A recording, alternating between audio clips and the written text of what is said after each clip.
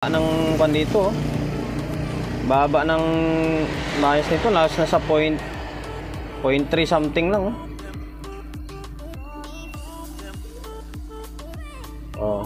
Tapos baliktarin ko yung test prod kasi magre-reverse yan ito, importante lang yan, pantay, ibaling bumaba, basta pantay siya. Ayun na, pantay siya halos 0.3 something din pantay.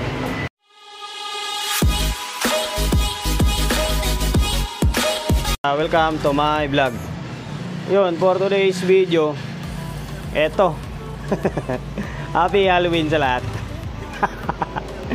Ayun, walk-in client natin ulit. Puro tayo na walk-in client ngayon Ito paano medyo nakikilala na tayo rito sa area natin.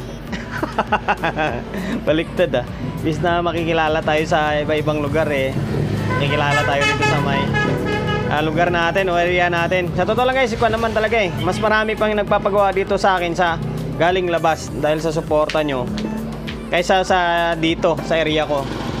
Kasing area ko dami naming shop dito and then bago pala ako rito, wala pang year pa lang nasa 8 to 9 months pa lang yata ako ngayon dito sa may shop ko, kaya hindi pa siya ganun ka kilala sa tao. kaya nasabi ko na kahit paano medyo nakikilala na tayo, kaya may mga nagwo-walk-in na. Ayun, concert na ano ba to? TGP. Generic auto na meron siyang Bluetooth module dito yung Bluetooth module nyo. Dito nilagay yung selector sa may kabila. Iba yung forma nito Yan, tapos dinala to dito sa akin. Ang sabi palitan ko lang daw yung master volume.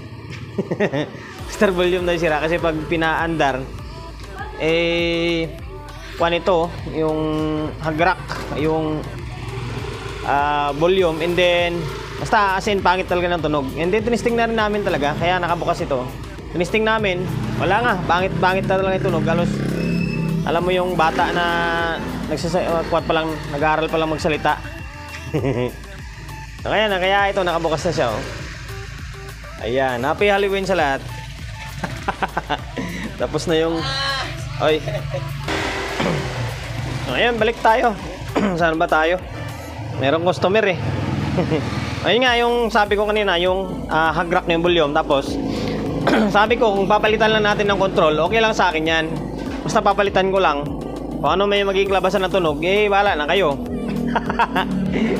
Sabi niya, hindi naman pwede yun sabi ko, yan lang kasing utos niya sa akin kaya sabi ko, buksan natin para makita natin yung pinakalaman niya. Kaya pagbukas ko, ganito yung nangyari Pati siya natawa Sayang hindi siya hindi ko sa follower, subscriber hindi niya makita yung vlog ko na ito Yan, pagbukas namin kasi daw, matagal talaga itong hindi na bubuksan or napa-repair na dati. Pero ilang taon na rin daw bago ulit na punta sa repair shop ito. Kaya ito, sabi ko walang maintenance kasi gamit nyo. Kaya ganito nangyari. Tama naman puti na lang ayaw ka na rito. Kaya sabi ko, ang mangyari dyan, palit lahat ng control nito kasi automatic or sigurado sira ito. Tapos, recondition gagawin natin. Tingnan mo naman yung itsura Yan, yung manamumula na yan, kalawang yan. Kalawang yan, yan. Panto, mahabang oras yung kakainin nito sa ganitong manumanong baklas palit kabit ng mga pyesa. Pero okay lang, kahit papano may trabaho tayo. Kahit na ganitong sitwasyon huwag nating ayawan. Pilitin natin, gawin natin gawan ng mahabang pasensya at tiyaga. Ayun Pana naman dito, mag-aani na naman tayo ng mga pyesa nito, katulad dun sa may sakura natin. So, yun lang guys, stay tuned. Kasi gagawin ko na ito, mabaklasin ko. So, same sa mga previous vlog ko or mga vlog ko na ginagawa, hindi ko na ipapakita yung paano mag-troubleshoot, di ba? Yung basta yung yung ginawa ko, yung mga pinagpapalitan, pinagpapalit, yun lang sasabihin ko sa inyo. Yun, bago natin gawin ito, siyempre, promotion muna agad. Sa mga hindi pa nakapag-follow, paki-follow. And then siyempre, paki-share ng mga walang kwentang video natin sa my Facebook. And then YouTube channel natin. Sa mga hindi pa nakapag-subscribe, paki-subscribe, like, share, and din siyempre, yun, makita ka dyang bell button sa gilid. Yan, yung kumpana na yan. Binutin mo yan. Tapos, pinutin mo yung all. Pag napindot mo yung all na yan, sigurado, araw-araw ka magbibisit. Kasi araw-araw magno-notify yan sa'yo. Pag may load ka or may wifi ka, magno-notify yan sa'yo. Kasi araw-araw ako nag-upload ng video. Kaya araw-araw ka magbibisit. Kasi nga, walang kwentang vlog ito. Ayun lang guys. Naibaklas ko na dito sa may casing. Yung casing natira oh. Dugyot pa rin. Pauli na natin yan. Focus muna tayo. Laan muna natin yung attention natin dito. Ayan, ito, nalinis ko na siya oh. Medyo natawa ako dahil tingnan mo yung board oh. Na-deform. Bumaluktot yung board. Di ko alam kung paano naging baluktot to. Na-deform siya oh. Tingnan mo yung likod oh. Oh. Oh, di ba? Pero dito, konti lang yung corroded or corrosion dito. Tapos sa pyesa naman, yung mga transistor parang kuan oh. Hindi pa kinalawang. Yung mga resistor lang yung kuan kinalawang. Pero yung transistor buo pa. Oh. Hindi siya kinalawang. Ito lang mga mylar. Okay lang guys, stay tuned lang ulit kayo. Baklasin ko na yung dapat baklasin dito. Natanggal na natin yung mga pyesa na yung mga kinalawang. Kunti lang yung napitas natin ngayon. Kunti lang naani natin. Okay pa siya. Kahit pa paano. Ano, binuhusan ko na ng ito. Singer ito pero WD-40 laman yan. Mintik na WD-40 na yun. Naubos na yung hangin eh. Yung laman dami pa. Sinalin ko tuloy dito. Kasi sayang naman eh. Hindi makalabas eh. Ayun o, kunti lang yung ano. Yung mga blanco niyan, yun yung tataniman ko. 33K, 3.3K. So 104. Tapos dito yung 4.7. Basta kukunti lang. Ayos ah. Matibay yung pyesa. Kahit na binahayan na ng agiw eh. Hindi pa siya gano'ng kinalawang. Pero tumagal-tagal pa eh. Dali na to. Tsaka yung sabi ko pala kanina guys na na-deform. Hindi pala siya totally deform talaga. Talagang ganun talaga yung board niya. Kasi napansin ko ito, tingnan mo itong transistor oh, ito, mahaba ito, di ba? Mahaba yung pan ito. Kasi nga, nasa mababa siyang portion. Ito naman, yung nakaumbok dito, maiksi din yung paa oh. Kasi nga, nakaumbok yung board dito, ibig sabihin, umangat, di maiksi na rin yung paa ng transistor. Oh, di ba? sa factory pa lang, ganito na talaga pala yan. Ganito na talaga yung board nito. Deform na talaga. Ito, same dito. Ito, mahaba dito. Mahaba yung pa dito kasi nga nasa mababang side naman yung board nito. Yung sa gitna na nakaumbok, maiksi kasi nga nakaumbok siya pataas. Oh, ibig sabihin hindi talaga siya na-deform na dito lang mismo sa may casing niya. Doon pa lang sa factory, ganito na to. So, yan lang. Medyo luminis na talaga siya. Angas. Tapos dito, babanatan ko ng kunyan varnish. Ngayon, stay tuned lang ulit. Yun lang. Pinakita ko na sa inyo na kunti lang na ako natin. Kunti lang naani natin. Kunti lang naani ng na pyesa dahil sa kalawang. Ilang piraso lang. So, stay tuned. Lagyan ko na ng varnish. Kaya kumikintab siya oh. Kumikintab siya sa flashlight ng camera natin oh. Yan. Kompleto na yung pyesa. Nataniman na. Yan. Ang linis na ng board oh. Yan. Tapos, dating gawi. Dating gawi yung nag-inject tayo ng ibang transformer dito. Itong transformer natin na pag troubleshoot. Ito naman yung, sorry. Ma-charge kasi yung camera natin. Itong sa kanyang transformer. Tinanggal ko sa casing para hindi mahirap mag-troubleshoot. Ngayon, testing natin. Sukatan natin ng voltahe kung naway normal na. Para focus tayo doon sa main board. Yung board nga, pinaklas ko na habang nagpapatuyo ako ng varnish yun. Sa may tone control niya. Medyo kinain na ng kanyan. Tikabok. Or agyo. Ito. Yan, umilaw.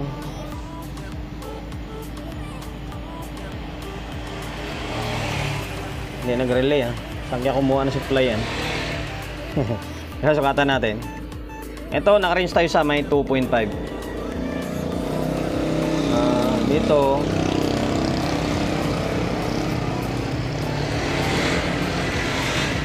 Ito, baba ng kwan dito. Baba ng bias nito. Last na sa 0.3 something lang. Oh. Tapos, baliktarin ko yung test prod. Kasi magre-reverse yan eh. Ito. Importante lang yan, pantay. Ibaling bumaba, basta pantay siya. Ayun na, pantay siya oh. Halos 0.3 something din oh. Pantay. Tapos ito naman sa mga kabilang channel. Sorry. Ayun oh. Mataas na ng konti ito, mga millivolts.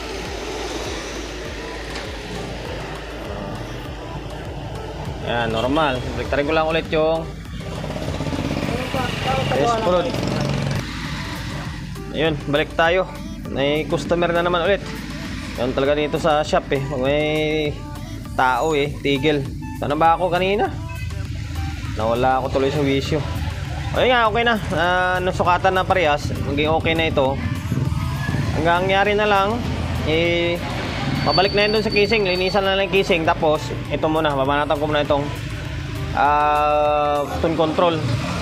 Linis. And then, yung mga kalawang na pwedeng palitan na. Tapos, control yan, matik, palitan ko na lahat yan. Hindi ko na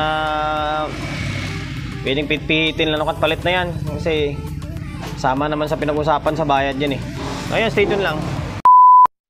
Nabaklas at napalitan ko na yung mga control para hindi na umaba yung video natin. Ito.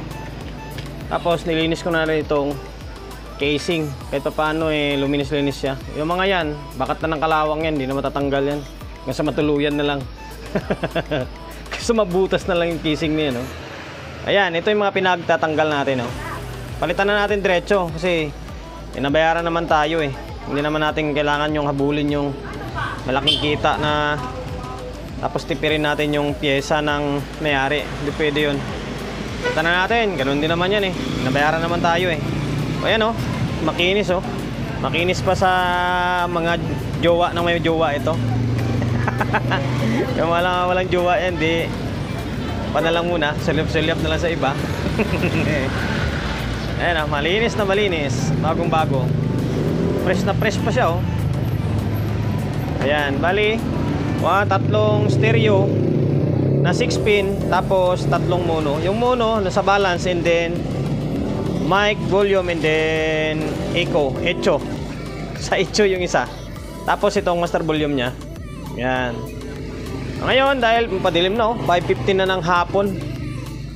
Ali, babalik ko lang to dito. Babalik na natin sa casing yung mga pinagtatanggal natin ng board, pati itong main board nya.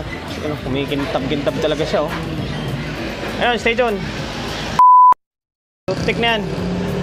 Utik na yan, abot tayo ng 6:30 na ng gabi, oh. Bandilim na sa labas. Natagalan ako dahil dito yung mga sakit, namahay yung kalawang dyan, nawala ng tingnan mo yung discarding tamad oh. Nawalan kasi ng van. Yan, may mga WD-40 oh. May voltahe dyan, pagdating dito wala na yung negative, yung positive meron. Wala, sabi ko bakit walang audio. Pag-testing ko walang audio pala, pagsukat ko ng voltahe wala palang negative na pumasok dito, dahil siguro sa mga kalawang pag sinukat mo dyan, meron. Pagdating dito, wala. Hanggang dito, wala na.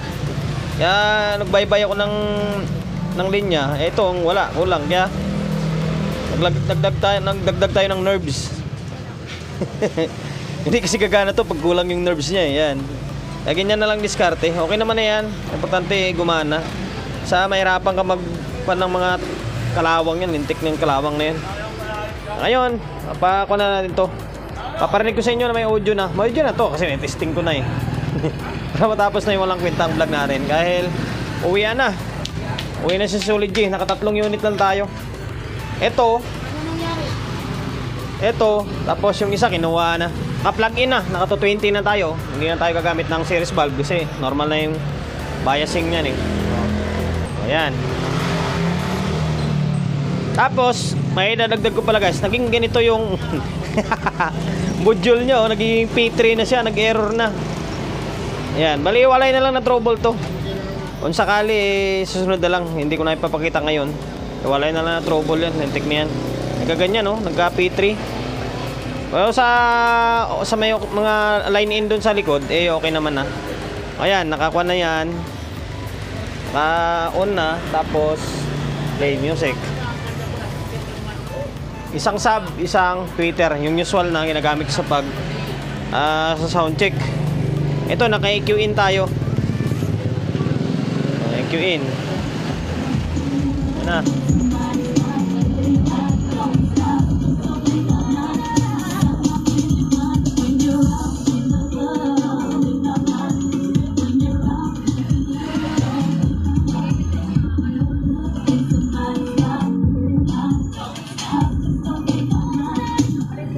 Copyright tayo, lintik na yan. Kita nyo na, normal lahat. Yung sumablay lang ako dun sa may 735 na uling ginawa ko. Hindi ko talaga nadali yung mic. Wala na yung board eh. Sensya na. Ito, naka-off pa na. Ito, mahiwagang mic natin. Ang mahiwagang mic. Oh, ba? Ganda ng tunog. Haba ng echo ah. Bakit pa yung boses ko niyan? Pero ang ganda ng labas sa mic. Ito kabila. Sound check, mic testing, sound check. Oh, di ba? Pang DJ na boses. So, yun lang guys. Hanggang dito na lang yung vlog natin. Okay, bali, babalik ko na lang yung mga knob na ito. Tapos, takpan na. Uwi na ako. Tik na yan. Ano oras na eh? 6:35 lang ng gabi. Yun, bago tayo magtapos, eh, siyempre, promotion. Shop na rin. Sa mga gusto magpapagawa along Sauyo, Quezon City, number 41, Don Julio Gregorio Street, Sauyo Road, Sauyo, Quezon City. Yan, tapat lang ko nito, Mighty Mart. Yan, kasusyo ko yan. Ayun, social media pages natin. Sa mga hindi pa nakapag-follow, paki-follow, and then siyempre paki-share ng mga walang kwenta video natin sa my Facebook, and then YouTube channel. Sa mga hindi pa nakapag-subscribe, paki-subscribe. Then siyempre paki-share ng mga walang kwentang video natin. Then alam mo ba yung kwan dyan? May nakikita kayong bell button dyan. Yun, yung kampana na yan. Yan, pindutin nyo yan. Yan, pindot mo na. Pag napindot mo na yan, may nakalagay dyan na all.